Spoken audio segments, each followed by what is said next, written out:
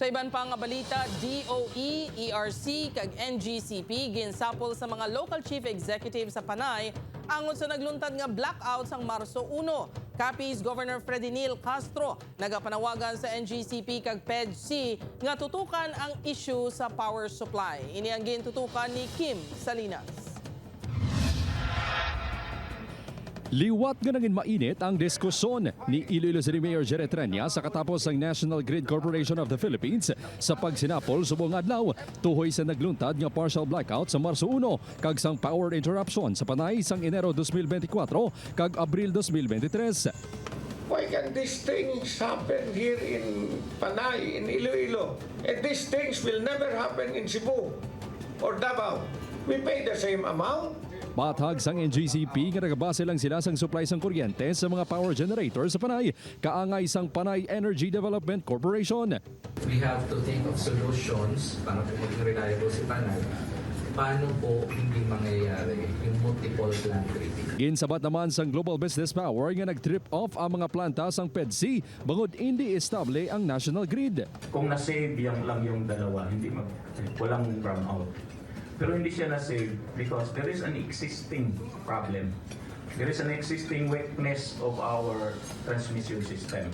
Nagsapol sa buong adlaw ang mga local chief executives, DOE, ERC, NGCP, power generator kag distributors kag iban pa nga stakeholders sa gudman solusyonan ang problema sang supply sang kuryente.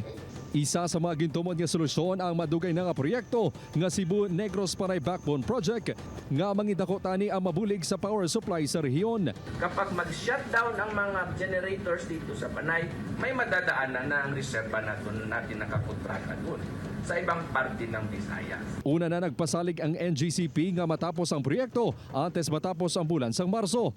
Apang hindi inigarantiya sa NGCP nga wala na sang blackout nga matabo. Kahit po nandiyan yung CNP3, wala rin pong madi-deliver na power to compensate po sa. Suno kay Mayor Jerry Treñas, may agreement sa tunga sa More Power kag Global Business Power sa ancillary services nga mahimo contingency reserve kung may magluntad nga abnormalidad sa transmission lines. We will avoid 5-day blackout because they can immediately restart the diesel plant. Recovery of the cost will be handled by DOE and ERC. Isa ang probinsya sang Capiz sa maapektado man sang partial blackout sang damlanglang. Gani panawagan ni Governor Fredenil Castro, hugot nga tutukan sa natundan nga stakeholders ang problema sa supply sang kuryente, bangod madamo ang nagakaapektuhan. Puros lang ta storya, no? Puros lang ta tugan, puros lang ta habok, puros lang ta intuanay mula sa mga tao. Nagatudloanay ang aton nga mga stakeholders. That's why something has to be done about this, no? Upod Kirabel Porquia, Kim Salinas.